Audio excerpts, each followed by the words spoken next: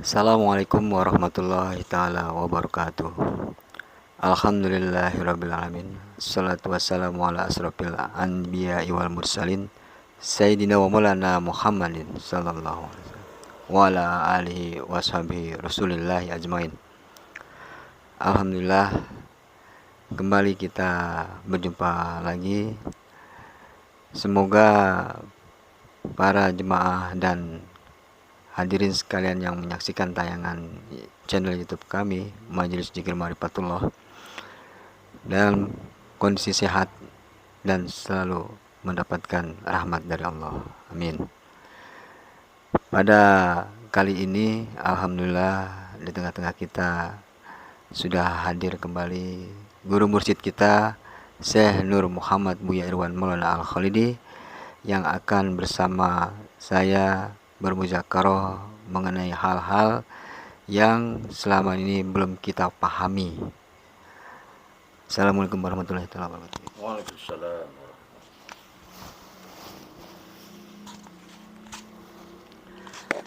Hadirin jemaah sekalian yang dirahmati Allah,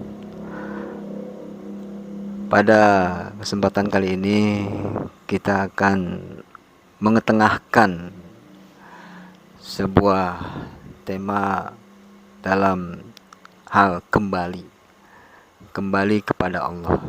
Dalam bentuk apakah itu? Marilah kita saksikan penjelasan dari guru mursyid kita, insya Allah. Jadi begini Bu ya, ada di kalangan umat Islam yang masih bertanya-tanya perihal kembalinya kita kepada Allah, yang dikatakan innalillahi wa inna ilaihi rajiun itu Bu ya.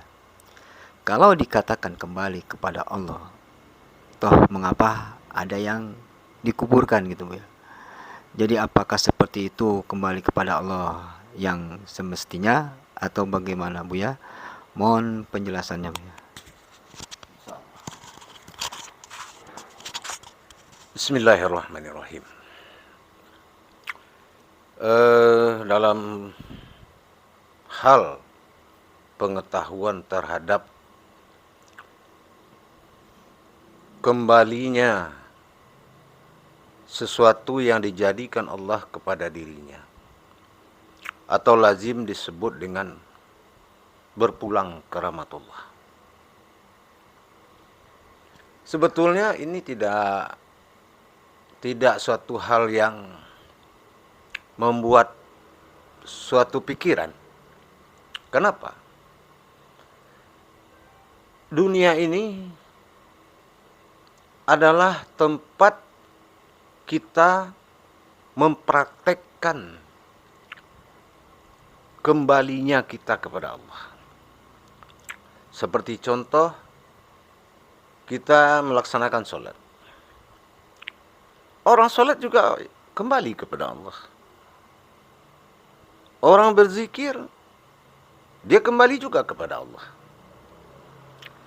Nah, barang siapa yang telah bisa mengembalikan dirinya selama hidup di dunia ini kepada Allah, maka bagi dia adalah sesuatu hal yang markazi.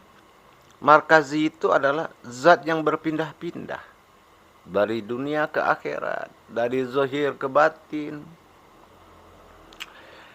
Nah, dalam hal ini kita juga harus paham, dalam penelitian Al-Quran, Allah menjadikan dua perkara, yaitu hal yang dijadikan, wa khalaqtuka la'ajlika, hal yang diciptakan, wa khalaqtu li'adli.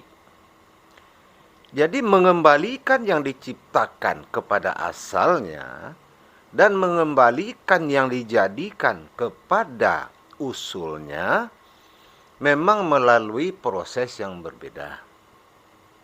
Nah, dan itu adalah perjalanan innalillahi, itu adalah perjalanan kehambaan Allah pada diri manusia. Tapi kalau wa inna ilaihi rajiun, itu adalah kembali ke keumatan Allah pada diri manusia, yang mana disebut dengan umatnya Muhammad, hambanya Allah. Ya, seperti kita sering melihat kalau ada yang infak sedekah di masjid dari hamba Allah, kita tidak melihat orangnya. Tapi orang yang bersedekah datang, kelihatan kemuslimannya dan orangnya pun kelihatan. Nah, kembali kepada Allah juga begitu. Ada yang kelihatan, ada yang tidak kelihatan. Nah, yang kelihatan adalah keumatan. Contohnya, disolatkan, dimandikan, semua dilengkapi dengan adab-adabnya. Nah, itu keumatan. Menuju alam peristirahatan. Peristirahatan ini dinamakan yaitu barzah. Alamnya barzah. Nah, tetapi yang innalillahi, qiyad di sini ada makom kaji. Jadi kalau sama artinya kita dari rumah mau pergi ke suatu daerah. Ini dilihat dari derajat dia selama hidupnya. Kalau derajat rohani, tasbihnya bagus, zikirnya bagus, solatnya, mengerti faham hakikat dan semua derajat Allah itu, kedudukan Allah di dirinya benar-benar mencapai kehambaan, ibarat naik mobil berangkat ke suatu daerah atau suatu tempat, duduknya di depan. Orang yang tergesa-gesa berangkat, duduknya asal-asal, mau di tengah, kadang di belakang. Kurang dihargai. Bahkan orang yang bernafsu mau berangkat, dia rela bergantung di pintu. Bahaya. Nah, ini orang yang menghalalkan segala cara. Berangkat sih berangkat, tidak ada khulu nafsin zaikatul maut. Semua pasti berangkat. Tetapi tempat duduk ini menentukan selama hidupnya. Apakah dia orang yang duduk di depan? Nah, kalau dia duduk di depan, dia tahu arah mobil kemana, bahaya yang akan terjadi, dia duluan tahu. Kalau duduk di belakang kan orangnya tidur. Nah, maka dia akan mengalami yang dinamakan ajal sama. Tapi orang yang duduk di depan, dia bersifat hajalullah. Dia sudah tahu gerak-gerak kalau mobil ini akan jatuh. Nah, kira-kira begitu. Lalu dalam proses kembalinya ke rahmatullah ini, Bu ya, kaitan yang tadi kehambaan dan keumatan, di sini kan akan dimandikan, lalu disolatkan, terus baru dikubur. Setelah dikafani, dimandikan, dikafani, disolatkan, baru dikubur. Adakah kaitannya antara sholat dalam dalam mengantarkan yang akan kembali kepada Allah ini? Karena kalau sepintas kelihatannya hanya mengembalikan yang keumatannya aja, Bu ya, yaitu jasmaninya. Kalau dikatakan keumatan itu simbolnya jasmani atau amalianya. Lalu dengan keibadahnya gimana, Bu ya? Mohon penjelasannya, Bu ya. Ya, jadi begini. Perlu kita ketahui, untuk sholat mayit itu, sholat mayit, kita pertanyakan kenapa 4 takbir. Nah, jumlah ini menandakan ini hakikat. Kenapa? Umat Muhammad dalam kerangka Muhammad. Mim ha, mim dal, itu dilepaskan hak-hak keumatannya. Melepaskan hak keumatan. Pertama, takbir pertama, mim, yaitu kepala dengan segala daya pikir. Itu akan tinggal di dunia. Hak, ingat aja tulisan Muhammad.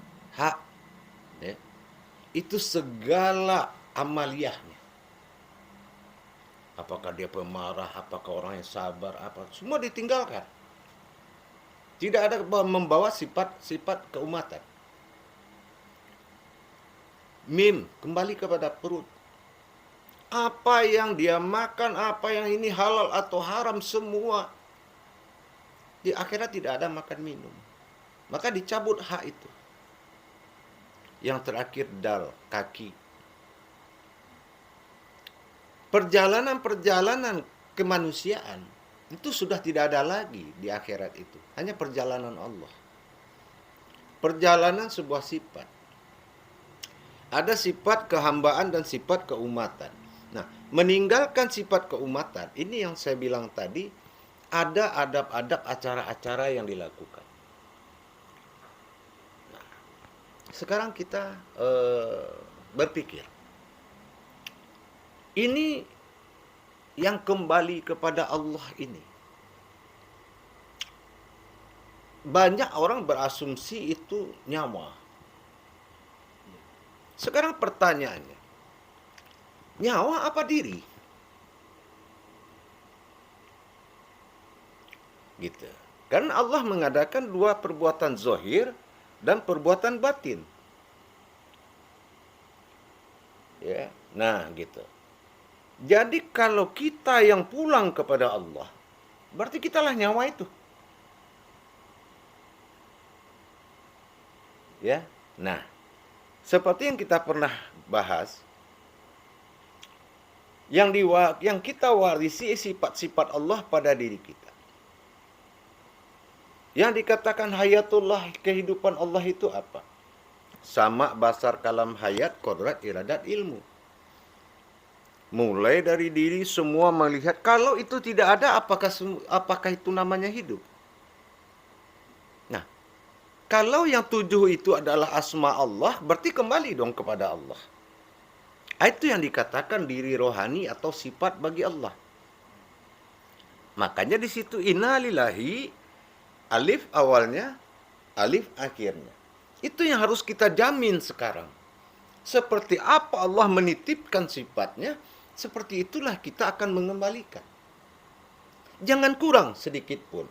Karena hidup hakikat, batang tubuh hakikat itu adalah sifat yang 7 tadi. Coba kalau itu tidak ada. Kodratnya kodrat Allah. Iradat Allah. Ilmu Allah. Hayat Allah. Kalam Allah. Semua milik Allah. Tidak ada milik manusia. Itu sifatnya Allah. Nah, itu yang innalillahi. Nah, kalau ada seorang imam khatib mengerti cara membacakan yasinnya, mengerti mukatoah yasinnya, siapa yang membaca, apa yang dibacakan, dan siapa yang dibacakan, mungkin akan terpisah bagus. Gitu. Tapi kalau dia nggak mengerti, ini yasin untuk keumatan. Betul tidak? Nah, makanya yasin dengan alif lam mim dikunci oleh Allah perlu penjabaran karena itu qasamullah. Keputusan Allah yasin tidak bernama, alif lam mim tidak berjudul. Nah, jadi itu rahasia Allah. Sama. Lalu kembali lagi ke tadi yang Buya sampaikan mengenai pelepasan dalam sholat mayat itu sendiri. Jadi artinya ketika seorang berjamaah menyolatkan satu batang sebujur mayat ini, berarti dalam rangka melepaskan atau memutuskan hubungan keduniaannya dengan si mayat ini gitu Bu ya. Jadi setelah itu terjadi, lalu akan kemanakah kelanjutan dari apa dia mengalami suatu proses alam? Berarti keduanya akan mengalami itu kan Bu ya. Mohon penjelasannya Bu ya. Iya, kita tahu sendiri. Kalau kembali atas nama keumatan, itu acaranya banyak. Sampai di sidang, di Al-Hijjah, nama mahkamah akhirat. entah surga entah neraka. Nah, tapi diri fitrah ini tadi, yang inna lillahi, yang lillah ini, alif lillah kepada alif, inna lillahi, ya, itu perlu kita paham. Itu adalah yang dijadikan dengan kata kun. Tetapi yang keumatan itu yang fayakun yang terjadi. Nah, maka di sini dikatakan innama amruhu syai'an arada ayyakulalahu kun. Innama amruhu, atas nama ruhku, kun jadi fayakun. Baru ada yang terjadi. Inilah marifatul ruh, keumatan zat yang menjadi rohaninya Muhammad, yang menjadi nur dirinya Adam. Ini akan kembali ke proses keumatan. Jadi kita harus paham perbedaan antara keberangkatan umat dan keberangkatan kehambaan tadi, diri hakikat itu tadi. Jadi kalau secara keumatan itu kan diantar ya, diantar sama-sama ke pemakaman, tahlilkan. Setelah itu, bagaimana dengan diri rohaninya? Dibiarkan kayak balon terbang, tidak diantar. Untuk apa ayat-ayat robitah itu?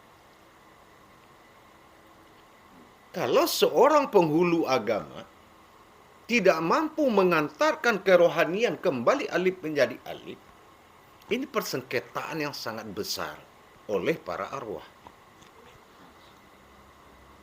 Hati-hati.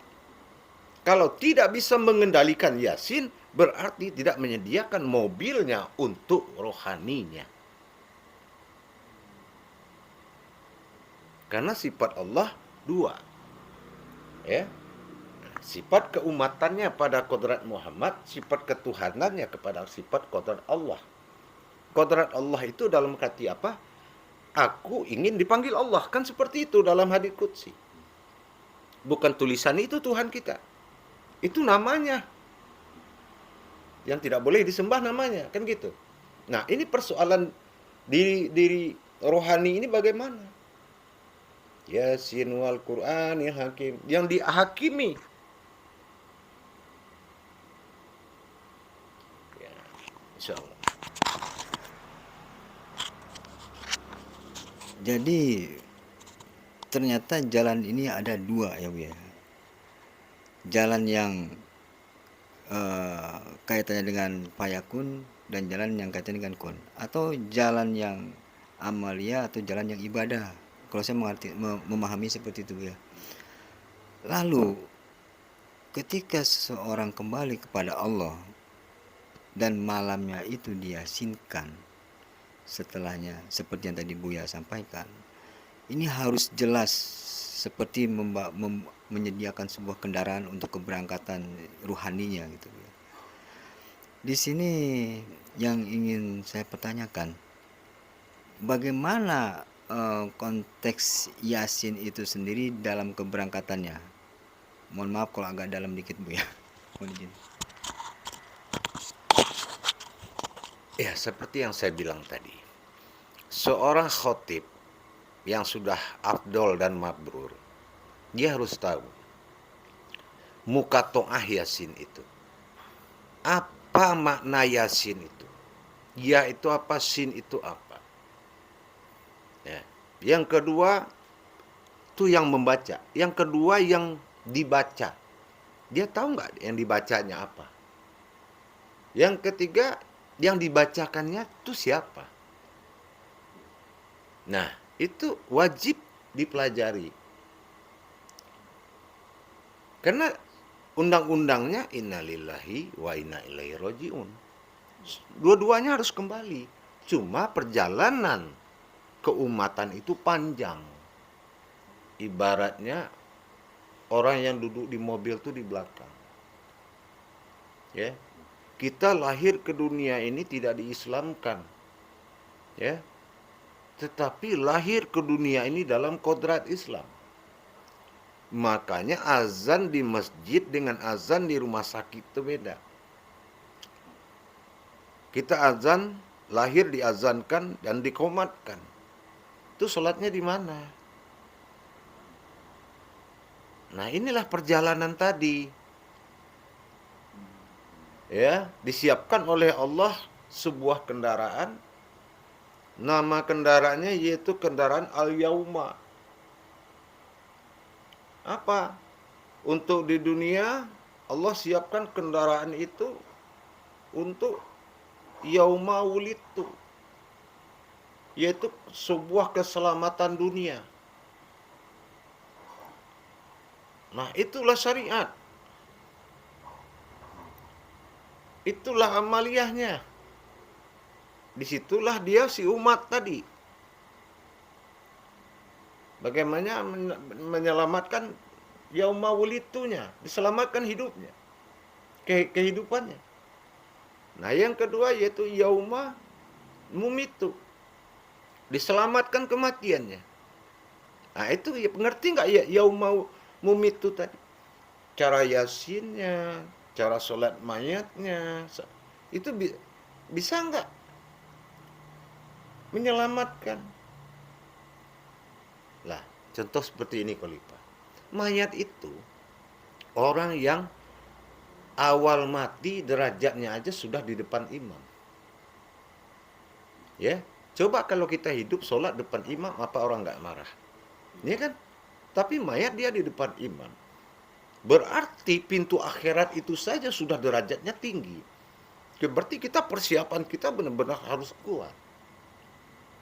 Ya, kalau masih di bawah kemampuan imam, pengetahuan ibadah kita ini rawan.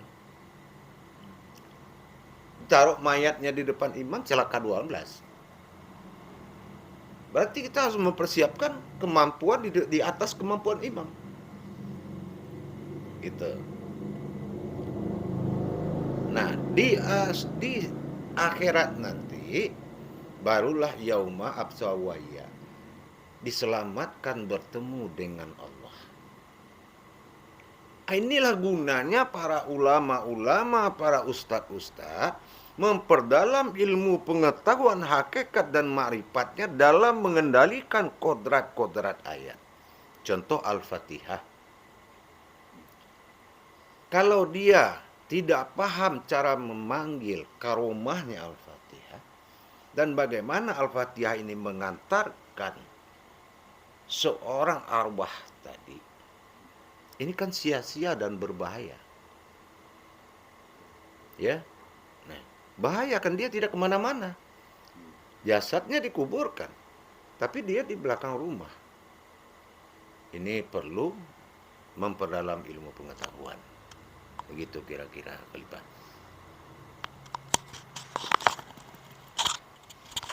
Insya Allah ya.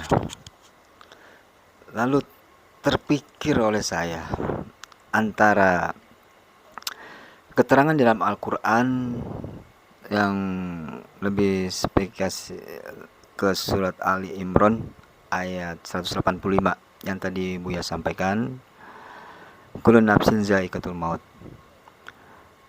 Lalu saya pun teringat dengan pedoman qobla mutu anta mutu. Adakah kaitannya? Jadi saya melihatnya seperti bahwasannya Allah mengatakan setiap yang bernyawa itu akan merasakan mati. Nah, di dunia ini, begitu kita menjalankan dunia ini, kita harus belajar merasakan mati sebelum mati. Ini ada korelasi atau kaitannya nggak Bu ya? Atau bagaimana memahaminya? Mohon petunjuk Bu. Nah, insya Allah. Jadi tadi saya sampaikan, semua praktek akhirat itu ada di dunia. Insyikok ayat 6 juga menjanjikan, kalau kita gagal bertemu Allah dalam ibadah selama hidup di dunia, maka butalah seumur akhirat. Nah, jadi kita harus mempraktekkan perjalanan yang akan kita hadapi ini dengan ibadah yang dibuka. Ibadah umat namanya amaliyah. Ibadah diri namanya ibadah, bukan amalia. Nah, kalau bela mutu anta mutu merasakan mati sebelum mati, berdiri dalam sholat, melipat tangan. Ya, nah itu siapa yang hidup, siapa yang mati.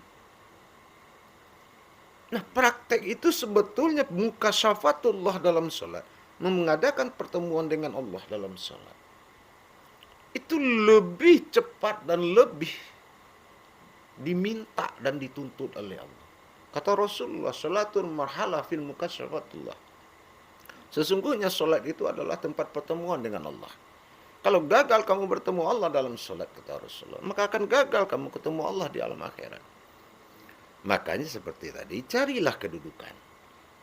Selama di dunia ini masih kita diberi kesempatan hidup, carilah kedudukan yang dimuliakan Allah. Karena kata Allah di hadits qudsi, aku di atas kedudukan sebatas kedudukan umatku. Lemah dirimu, lemah Tuhanmu. Meskipun Allah itu tidak lemah, tapi fungsinya akan lemah. Jadi kisultanil azim wazil manil kadim wajil wajihil karim. Berusahalah kita menjadikan Allah itu raja di diri kita dan menguasai kita dengan segala hak dan kepastiannya. Seperti itu.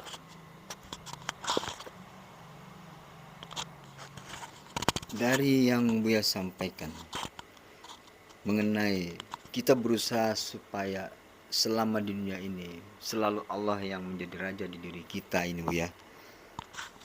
Lalu ada kaitan dengan ya mungkin sudah bocoran dari Barjah, Buya. Pertanyaan-pertanyaan man robbuka, man nabiyuka, ma imamuka. Apakah sama pertanyaan yang dikatakan kalau ada memang pertanyaan itu antara yang keumatan dengan yang kembali lillahi ta'ala ini, Buya, yang menuju Allah ini atau dalam kehambaannya, Buya? Mohon petunjuk. Insya Allah. Jadi beda. Kalau kita melihat pejabat lewat, ditanya enggak, siapa yang berani nanya? Enggak ada. Kalau itu dinamakan wala tafarakula bismillah. Kalau orang yang sudah dengan Allah, semua akan tafakur. Yang nanya siapa? Tapi kalau jalannya keumatan, maka dituntut kita mendirikan kitab diri, kitab Tuhan dalam diri, yaitu Rabbin Nas, surat An-Nas tadi. Man rabbuka? Qul a'udzu birabbin nas. Aku yang menguasai adalah Allah. Allah yang menjawab dalam diri, bukan kita. Malikin nas, aku yang bangkit. Ilahin nas, aku yang menjadi Tuhannya. Wala tafarkullah bismillah tadi. Maka tafakurlah malaikat. Tidak aneh. Dari dulu sebelum dijadikan malaikat sudah harus tafakur. Nah, maka ajal sama dan hajalullah itu membedakan innalillahi wa inna ilaihi. Jadi berusahalah untuk mendapatkan derajat di dunia ini dengan menambah dan berwawasan ilmu pengetahuan. Insyaallah. Insyaallah, ya. Alhamdulillah. Jadi hilanglah prasangka bahwasannya orang sekarang tuh lebih mencari bagaimana sih caranya hidup enak, dan tidak ada yang berpikir bagaimana rasanya mati enak gitu. Ternyata dengan menimba ilmu, wawasan, keilmuan, dan menjadikan diri ini seperti apa yang memang Allah kehendaki, itulah rupanya yang akan menjadikan kita tenang pada saat kita kembali. Mungkin karena waktu yang memang agak sedikit, Buya, sebelum acara ini kita tutup, saya kembali memohon ada pesan dan nasihat Buya untuk saya, juga jemaah dan pemirsa yang menyaksikan channel YouTube ini, Buya. Insyaallah nasihat kita, saya khusus untuk para jemaah, para hadirin. Beragama itu janganlah berprasangka, tapi belajarlah merasakan dan mengalami agama itu. Janganlah kita munafik dalam beragama. Dalam arti kata munafiknya, ingin masuk surga tapi nggak mau mati. Ya, nah itu tadi. Jadi berusahalah menjadi orang yang mendirikan ketakwaan. Insya Allah mudah-mudahan jalan Allah berpasrahlah. Besarkanlah Allah di jalan diri kita. Tapi jangan membesarkan diri di jalan Allah. Insya Allah. Alhamdulillah, kiranya demikian tadi apa yang telah disampaikan oleh guru mursyid kita Syekh Nur Muhammad Buya Irwan Maulana Al-Khalidi, mengetengahkan dan menjabarkan, menjelaskan mengenai apa itu jalan kembali yang sebenarnya, yang sesungguhnya. Ada yang kembali ke asal dan ada yang kembali menuju Tuhan. Jadi kiranya pertemuan kali ini cukup sekian jemaah sekalian dan yang pemirsa yang menyaksikan channel YouTube kami. Kurang lebihnya saya mohon maaf. Billahi taufiq wal hidayah. Wassalamualaikum warahmatullahi taala wabarakatuh.